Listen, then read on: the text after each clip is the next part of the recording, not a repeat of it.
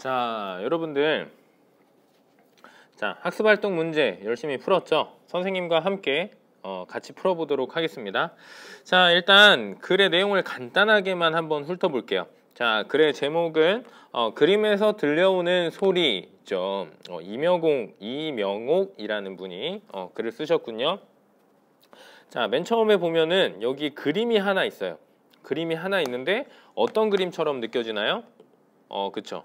어떤 그림처럼 느껴지냐면 뭔가 여기 다이빙을 한 것 같아. 점프를 한 것 같아. 그래서 풍덩 소리가 날 것 같은 그런 그림이죠. 그쵸? 자, 밑으로 내려가 볼게요. 자, 여기에서 여러분들이 조금 어려웠을 것 같아요. 여기에서 보면은 시가 하나 있죠. 공백한 하늘에 걸려있는 촌락의 시계가 여윈 손길을 저어 10시를 가리키면 날카로운 고탑같이 언덕 위에 솟아있는 퇴색한 성교당의 지붕 위에선 분수처럼 흩어지는 푸른 종소리. 김광균의 시 외인촌에 나오는 마지막 구절인데 여기 마지막 구절을 한번 봅시다. 분수처럼 흩어지는 푸른 종소리라고 했는데 종소리를 뭘로 비유했어? 종소리는 여러분 소리죠. 소리인데 소리의 색깔이 있어요? 근데 여기서는 푸른 종소리라고 했어. 소리에 색깔을 입힌 거야, 이 시인은. 근데 색깔을 입힌 것도 모자라서 뭐처럼 흩어진대? 분수처럼 흩어진대. 한 번 더 시각화했죠. 그쵸? 그래서 여기 보면은 분수에 비유하고 종소리에서 색깔까지 봤다. 그러니까 청각 정보지만 거기에서 시각 정보까지 떠올린 거라는 거죠. 그리고 그렇게 어떤 하나의 감각에서 다른 감각의 어떤 상상을 해내는 것, 이런 걸 우리가 공감각이라고 이야기를 하죠. 그래서 이걸 쭉 얘기하고 이제 그 다음에 데이비드 호크니의 그림 풍덩, 우리 앞에서 봤던 그 풍덩 그림에 대한 쭉 이야기를 하죠. 그래서 이 그림에서, 이 풍덩이라는 그림에서 왜 우리는 소리를 떠올릴 수밖에 없는지, 떠올리게 되는지에 대해서 쭉 설명을 합니다. 그런 다음에 쭉 넘어가서 자, 여기 보면은 글씨에서 이제 글씨가 아니라 글자를 활용해서 그린 그림, 글자를 활용해서 그린 이 그림에서도 우리가 다양한 어떤 뭐 소리나 다양한 감각들을 떠올릴 수 있다. 그 내용을 쭉 설명을 하고 있죠. 그쵸? 그래서 쭉 내려보면은 아자를 그리는데 이게 그냥 아자가 아니고 여러 가지 소리도 느끼게 해주고 막 속도감도 느껴지고 어떤 슬픔과 감정도 느껴지고 그쵸? 여러 가지 것들을 느낄 수 있게 하는 글자를 활용한 그림이다. 이런 내용들 쭉 얘기하고 있죠. 그리고 마지막에는 뭐라고 합니까? 자, 마지막에는 공감각에 대한 얘기를 하고 있죠. 공감각은 누구나 갖고 있지만 커가면서 공감각을 잊어버린다. 근데 예술 작품을 많이 감상하면 공감각을 되살릴 수 있다 라는 이야기를 하면서 글을 끝맺습니다. 그러니까 공감각에 대해서 이야기를 하는데 공감각에 대한 이야기를 하기 위해서 데이비드 호크니의 그림 풍덩, 그리고 이 글자를 활용한 그림 제목이 아죠. 그림을 가져와서 얘기를 한 거죠. 그쵸? 글 내용은 여기까지만 간단하게 이렇게 얘기하고 다음으로 넘어갈게요. 자, 그리고 이제 교과서, 여러분들 교과서의 학습 활동을 조금 정리를 해봅시다. 자, 이 글의 설명 대상을 파악하고 글의 내용을 정리해보자. 이 글이 설명하는 대상은 무엇인지 말해보자. 무엇에 대해서 설명하고 있죠? 데이비드 호크니의 그림을 설명하고 있다. 라는 그림을 설명하고 있다. 뭐 여러 가지 내용들이 있는데, 자, 잘 보자. 네, 데이비드 호크니의 그림과 그림 제목이 요 그림을 통해서 말하려고 한 대상이 뭐죠? 첫 문단과 마지막 문단에서 강조했던 대상이 뭐죠? 그렇죠. 공감각이죠. 공감각. 자, 이 글에서 궁극적으로 설명하는 대상은 공감각이구나 라고 우리가 이해를 할 수 있을 것 같아요. 자, 그 다음 두 번째, 1의 내용이 두 미술 작품에서 어떻게 드러나는지 찾아서 보자. 1의 내용은 공감각에 해당하는 거죠. 이 그림에서는 공감각이 어떻게 드러나는가?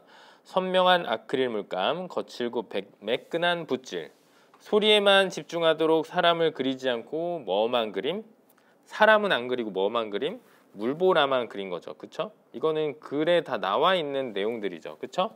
물보라만 그렸고 그 다음 자, 요 그림 기모득의 그림 R을 보면은 R을 거꾸로 써서 뭘로 보이게 했다고요? 아, 그림으로 보이겠다고요. 그러니까 R라고 쓰면은 이거는 글자인데 이렇게 그려니까 글자는 아니잖아. 글자가 아니면 이제 그림이 되는 거지. 그쵸? 그림으로 인식하는 거죠, 우리가. 그래서 이렇게 했고 그 다음에 강렬한 감정을 표현하는 소리 R을 상상하게 했다. 자, 이렇게 우리가 찾아볼 수 있겠죠. 그쵸? 자, 그러면은 요 빈칸에도 한번 써볼까요? 두 그림 모두 뭐가 드러난 작품이라고요? 공감각이 드러난 작품이다. 공감각이 드러난 작품이다. 자, 여기까지 보고 그 다음 2번으로 넘어가 볼게요. 자, 드디어 우리가 앞서 배웠던 설명 방법에 대한 이야기가 나오기 시작합니다. 자, 문제를 읽어볼게요. 다음을 참고하여 이 글에서 사용한 설명 방법을 찾아 써보자. 자, 정의 나와 있고 예시 나와 있고 비교대조 나와 있고 분류, 구분, 인과, 분석 여러 가지 나와 있죠. 여러분 이거 다 기억하죠? 정의는 대상의 뜻을 밝혀서 풀이하는 방법. 사전에 나오는 거죠. 예시는 그냥 예를 들어서 더욱 구체적으로 얘기하는 거. 비교는 둘 이상의 대상의 이제 공통점을 얘기하는 거. 대조는 차이점을 얘기하는 거. 그쵸? 분류하고 구분하는 거는 자, 일정한 기준을 정해놓고 그 기준을 이제 중심점으로 해서 나누는 거죠. 그렇죠? 용화중학생은 성별을 기준으로 남자와 여자로 나눌 수 있다. 이런 것처럼. 자, 인과를 봅시다. 인과. 대상을 원인과 결과의 관계를 중심으로 설명하는 방법. 분석은 대상을 구성하는 요소나 부분으로 나누어서 설명하는 방법이다. 이런 거 우리 앞에서 다 공부했었죠. 자, 그러면은 이 글에서 사용한 설명 방법을 찾아서 써봅시다. 자, 요 부분에서는 어떤 설명 방법이 쓰였을까요, 여러분? 여러분들 문제 다 풀었죠? 자, 뭐라고 썼나요? 뭐뭐란 뒤에 특성이 쭉 나오네. 요거는 뭐예요? 정의죠, 정의. 정의. 정의라는 설명 방법이 쓰였고. 자, 그 다음 여기 보자. 호크니는 수영장에서 다이빙할 때 풍덩 소리를 그림에 표현했거든요. 귀로 듣는 풍덩 소리를 어떻게 눈으로 보게 했을까요? 색채와 기법, 구도 등 여러 요소로 조화를 이루어 그것을 가능하게 했지요. 먼저 색채를 살펴볼까요? 수영장의 파란 물과 다이빙보드의 노란색이 무척 선명하게 보이는군요. 다음은 기법입니다. 물보라가 일어나는 부분만 붓으로 흰색을 거칠게 칠하고 다른 부분은 롤러를 사용해 파란색으로 매끈하게 칠했네요. 끝으로 구도인데요. 캘리포니아의 집, 수영장의 수평선, 다이빙보드의 대각선이 야자수줄기의 수직선과 대비를 이루네요. 자, 요거 뭘까? 요거 좀 어렵다. 그쵸, 여러분? 요거 좀 어려워. 이 중에 있어요. 뭘까? 하나씩 제껴볼까, 여러분? 일단 정의는 아니지. 정의는 앞에서도 나왔고 뭐뭐는 이렇게 어떤 단어가 나오고 그거에 대해서 자세하게 이제 특성을 밝히는 게 정의인데 그거 아닌 것 같아. 이거 아니야. 예시. 여기 예를 든 게 있어요, 여기? 예를 든 거? 예를 드는 거? 예를 들었다고 하는 건 조금 좀 찾기 어려운 것 같아. 비교 대조. 비교 대조 있나? 비교 대조? 둘 이상을 막 비교하고 차이점과 공통점을 드러냈나? 그런 것도 아닌 것 같고. 분류 구분? 그것도 아니에요. 인과? 뭐뭐 하니까 뭐뭐 하다? 원인과 결과를 밝혀 적는 게 인과인데 자, 요건 것 같아요, 여러분. 분석. 왜 분석이냐? 선생님이 분석은 어떤 복잡한 대상, 주로 복잡한 대상을 이제 명쾌하게 설명하기 위해서 구성 요소를 나누어서 설명한다고 했잖아. 그쵸? 근데 여기에서 데이비드 호크니의 그림을 설명하기 위해서 여러 가지 요소로 나누어서 설명하죠. 색채, 기법, 구도. 이렇게 요소를 나누어서 생각하죠. 그쵸? 요소. 대상을 설명하기 위해서 요소를 나누어서 설명하죠. 그러니까 이거는 분석이라고 보는 게 가장 적절할 것 같습니다, 여러분. 자, 다음으로 넘어갈게요. 자, 쭉 넘어가 보자. 자, 이 글의 구조를 한번 파악을 해볼까요? 자, 이 글의 구조를 살펴보고 이 글에 쓰인 설명 방법을 알아보자. 자, 처음 부분 봅시다. 공감각이란 어떤 하나의 감각이 뭐뭐의 감각을 일으키는 것임. 뭘까요? 다른 영역의 감각을 다른 영역의 감각을 일으키는 것이다. 자, 그 다음에 중간. 공감각이 드러난 미술작품 풍덩에서 귀로 듣는 풍덩 소리를 뭘로 표현했다? 뭘로 표현했다? 소리를 뭘로 표현했다? 일단 그림으로 표현하라고. 그림으로 표현한 거죠. 그림. 자, 그 다음에 중간 2. 공감각이 드러난 미술작품 아에서 소리와 글자, 그림이 땡땡땡이 되게 표현했다. 이건 어떻게 볼 수 있을까요? 소리와 글자, 그림이 하나가 되게 표현했구나. 그 하나의 글씨에서 여러 가지가 이제 느껴졌으니까 하나가 되게 표현했다라고 볼 수 있을 것 같고, 그 다음에 끝. 공감각을 되살리기 위해 공감각적인 예술 작품을 감상할 것을 권했다. 이렇게 글의 구조를 우리가 한번 쭉 파악해 볼 수 있겠죠. 자, 그러면은 2번 보자. 자, 이를 바탕으로 하여 이 글의 주로 쓰인 설명 방법. 그러니까 우리가 앞에서는 한 문단 부분에서 쓰인 방법을 이제 찾아봤고, 여기에서 요구하는 거는 이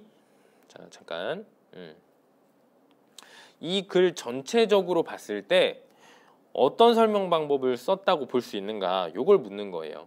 자, 일단 여기만 보자. 여기 처음 부분에, 여러분 처음 부분에 뭐가 쓰였어? 처음 부분에 뭐뭐란 뭐뭐뭐뭐이다.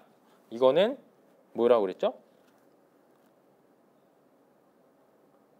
정의라고 그랬죠. 정의. 대상의 특성을 잘 풀어서 드러내는 방법. 자, 그러면은 공감각을 설명하기 위해서 공감각이 쓰인 작품을 예로 들었어요. 그 예로 든 두 가지가 풍덩과 아라는 작품이었어요. 이렇게 본다면 어떤 설명 방법이 쓰였다고 볼 수 있죠? 예시가 쓰였다고 볼 수 있는 거죠. 예시. 자, 그러면은 글쓴이가 이와 같은 설명 방법을 사용하여 글을 쓴 까닭을 생각해 보자. 왜 이런 설명 방법을 썼을까요? 왜 이런 예시, 정의 이런 걸 사용했을까? 일단 정의 설명 방법을 쓴 거는 공감각에 대해서 명확하고 구체적으로 설명하기 위해서 쓴 거죠. 그쵸? 그러면은 예시는 왜 들었을까? 공감각에 대해서 설명하고 공감각이 잘 드러나는 작품을 예를 들어서 설명했죠. 이건 왜 그럴까? 마찬가지예요. 공감각을 더 구체적으로 이해하기 쉽게 설명하기 위해서. 자, 여러분 예를 들면은 이해하기가 쉬워져요, 여러분. 자, 그래서 선생님도 항상 설명할 때 예를 많이 들잖아요. 예를 드는 거랑 안 드는 거랑 차이가 되게 많이 납니다. 자, 그러면은 마지막 페이지. 자, 오늘 공부할 마지막 페이지 121쪽 봅시다. 자, 이 글에 쓰인 설명 방법 가운데 하나를 골라서 적절성을 평가해 보자. 자, 여기 읽어볼게요. 나는 공감각을 설명하기 위해 정의의 설명 방법을 쓴 것이 적절하다고 생각해. 왜냐하면 공감각이라는 말이 어려웠는데 무슨 뜻인지 알게 되니 글을 이해하기 쉬웠거든. 자, 나의 생각을 적을 차례입니다. 자, 여러분 아까 정의라는 설명 방법 하나 썼었죠. 정의 설명 방법 썼었고, 아까 데이비드 호크니의 그림 설명하면서 분석 방법 사용했다고 했었고, 그 다음에 공감각을 설명하기 위해서 예시를 사용했었죠. 뭘 예시로 들었어? 호크니의 그림, 풍덩이랑 아라는 그림을 이렇게 예시로 들어서 사용했죠. 데이비드 호크니의 그림을 설명하는데 분석을 쓴 건 어땠어요, 여러분? 이거는 뭐 적절한 것 같아요. 이거는 여러분들이 각자 평가해 보는 거라서 여러분들이 직접 쓰면 되는데, 선생님이 봤을 때는 데이비드 호크니의 그림을 설명하기 위해서 아까 분석 설명한 부분 어디 있었어? 여기 위에 있죠, 그쵸? 요 부분.